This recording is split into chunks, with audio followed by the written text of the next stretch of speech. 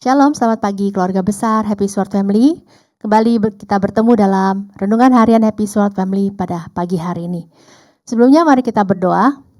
Kami mengucap syukur terima kasih Tuhan buat satu hari lagi, hari yang baru yang Tuhan berikan kepada kami. Biarlah melalui hari ini Tuhan, kami bisa memberikan yang terbaik dalam hidup kami, terutama kepada Engkau, juga kepada sesama kami. Namun sebelum kami memulai aktivitas kami pada pagi hari ini, terlebih dulu kami mau datang di hadapan-Mu, kami mendengar sebagian daripada firman-Mu. Biarlah kiranya firman-Mu pada pagi hari ini boleh kami dengar dan boleh merema di dalam kehidupan kami, sehingga kami boleh menjadi pelaku firman. Di dalam nama Tuhan Yesus kami berdoa dan mengucap syukur. Haleluya, amin. Judul renungan pada pagi hari ini adalah Hidup karena percaya, bukan karena melihat. Diambil dari 2 Korintus 5 ayat 7. Sebab hidup kami ini adalah hidup karena percaya, bukan karena melihat. Bapak Ibu Saudara sekalian, masih di awal dari tahun 2026 ini, Bapak Gembala masih memberikan tema pastikan Anda bersama dengan Kristus. Saat ini Bapak Gembala membahas tentang hidup yang karena percaya.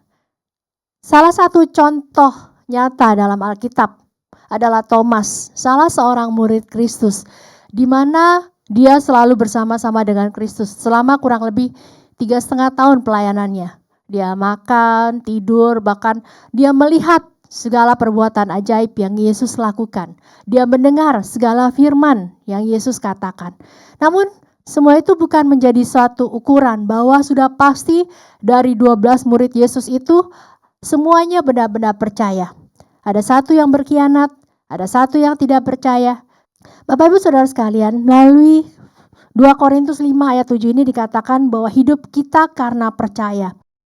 Berapa banyak dari kita yang pastinya mengalami persoalan demi persoalan dalam hidup kita.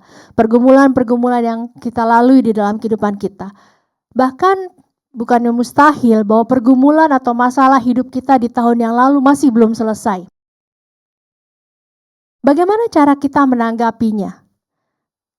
Yang harus kita lakukan adalah jika kita benar-benar bersama dengan Kristus, jika kita benar-benar mendeklarasikan diri kita sebagai pengikut Kristus, maka apapun yang terjadi di dalam hidup kita, kita harus tetap percaya bahwa Yesus itu ada. Bahwa Yesus itu ada beserta dengan kita, walaupun kita tidak melihat kehadirannya, tetapi kita merasakan melalui Roh Kudus yang ada di dalam kehidupan kita. Jangan takut seperti yang Tuhan Yesus katakan pada murid-muridnya pada saat perahu mereka diterpa oleh badai.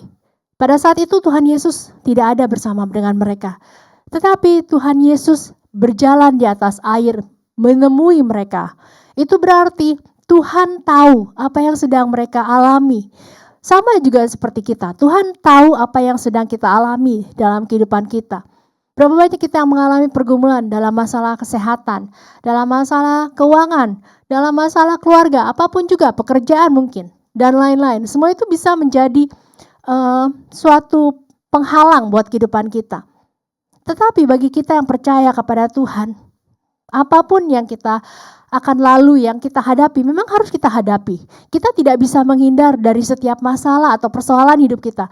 Kita harus melewati semua itu.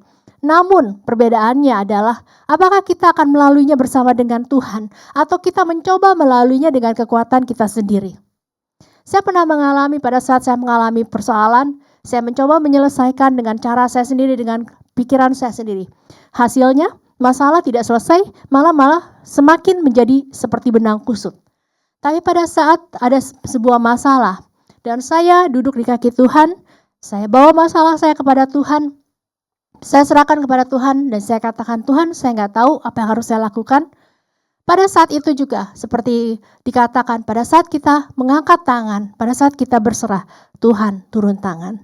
Di tahun 2026 ini sudah pasti tidak ada hal yang lebih baik daripada tahun 2025. Akan menjadi semakin buruk, seperti yang sudah dikatakan oleh firman Tuhan. Tidak akan menjadi lebih baik. Apa yang akan kita lakukan? Pada siapa kita bergantung? Apakah kita akan bergantung kepada manusia? Manusia itu semuanya mengecewakan. Siapapun mereka hanya bisa mengecewakan kita. Pada saat mereka tidak bisa menolong, hati kita kecewa. Karena itu Bapak Ibu Saudara sekalian, Mari kita mengandalkan Tuhan, karena Tuhan tidak pernah mengecewakan.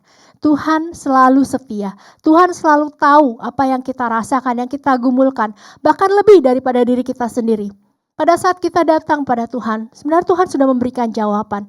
Hanya kadang kita yang merasa sombong, yang kita merasa diri kita mampu, atau mungkin kita merasa nggak sabar, kita mendahului Tuhan. Akibatnya, pada saat kita mendahului Tuhan, Tuhan pun diam. Mari kita belajar dari kesalahan-kesalahan yang telah kita perbuat di tahun 2025 ini. Mari kita hidup semakin mengandalkan Tuhan.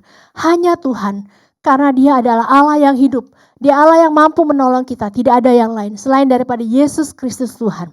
Dia sungguh sangat mengasihi saudara dan saya. Buktinya hanya Dia yang mau mati di kayu salib untuk menebus dosa saya dan saudara. Mari kita berdoa. Bapa, terima kasih untuk firman-Mu pada pagi hari ini. Tuhan, kami mau belajar di tahun 2026 ini. Kami mau melangkah lebih lagi bersama dengan Engkau. Kami mau mengandalkan Engkau lebih lagi Tuhan. Kami percaya Tuhan, hanya Engkau yang mampu menolong kami. Hanya Engkau yang mampu melindungi kami. Hanya Engkau Tuhan yang sanggup, karena Engkau adalah Allah yang dahsyat, Allah yang luar biasa, Allah yang hidup. Kami percaya kepada Allah yang hidup dan kami percaya kepercayaan kami tidak menjadi sia-sia. Karena itu ajar kami untuk berserah lebih lagi Tuhan. Di tahun 2026 ini yang kami tidak tahu apa yang akan terjadi dalam kehidupan kami. Tapi kami percaya Tuhan, selama Engkau berjalan bersama kami, selama Engkau memegang tangan kami, apapun bisa kami lewati dengan kekuatan dan pertolongan yang daripada-Mu. Terima kasih Tuhan Yesus. Di dalam nama Tuhan Yesus kami berdoa dan mengucap syukur. Haleluya. Amin. Selamat beraktivitas. Tuhan Yesus memberkati.